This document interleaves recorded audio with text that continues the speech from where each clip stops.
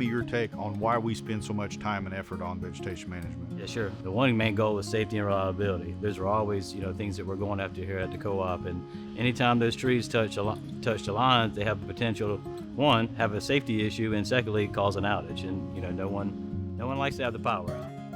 Every season is a growing season for us, and we also want to be environmental stewards of the area. Nobody likes to drive by and see things just completely cut down. So that's one of the things that we try to do, is to be responsible with what we do. Number one, to ensure the safety and reliability of our system, but also be good environmental stewards of our area too. And we have 6,400 miles of line, so that's really like going from here to Idaho or Utah. That's a lot of line to maintain. So how do you keep up with that volume and that many miles of line? Yeah, so it takes a team, like most programs and most co-ops do. I mean, it takes everybody. And so, we're fortunate to have, utility foresters. So they play a huge role in that. We're always out there, inspecting everything, and what you got to, like you said, there's a lot of line miles. So there's a lot of things that we want to try to catch when we can. And so that's a big part of that, is having those individuals out there, the foresters out there, looking at, expecting again behind our contractors, looking at planning for next year's work. And also we have a superintendent internally as well, which is a huge help. And he helps, we have in-house crews that specialize in tree removals, right. And a huge part of what we do is contract based. So what's next for vegetation management?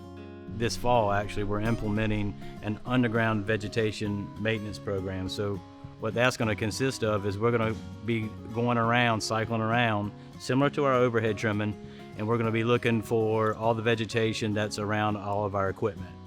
So that could be our pad mount transformers, our switch gears, our pedestals, things that you typically find in our members' yards. So it tends to get buffered. We certainly understand the reasoning behind why you want to block those and barricade those, and that's a huge issue for our linemen. You think about going to a pad mount transformer, say you had an outage and you have to open the front of that, and if it's got nothing but vegetation in the front, it's not a safe thing for our linemen. And they've got to have adequate clearances. So we're implementing that program, as I mentioned, this fall. How can members help? Because at the end of the day, we're all in this together. We're all, our members are our owners, so collectively it takes everyone. But what's that piece? What can the members do? Yeah, actually, they can help us by, one, reporting. If they see anything that they think may be an issue for us, that they want to make us aware of, certainly call in.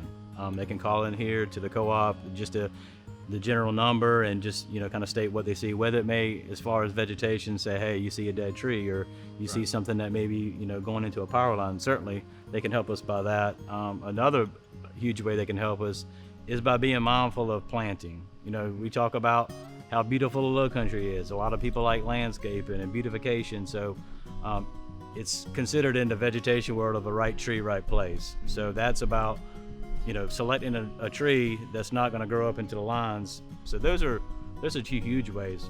Again, thank you, Adam, for discussing our vegetation right-of-way program, and appreciate what you do. Yeah, thank you. I appreciate it for having me.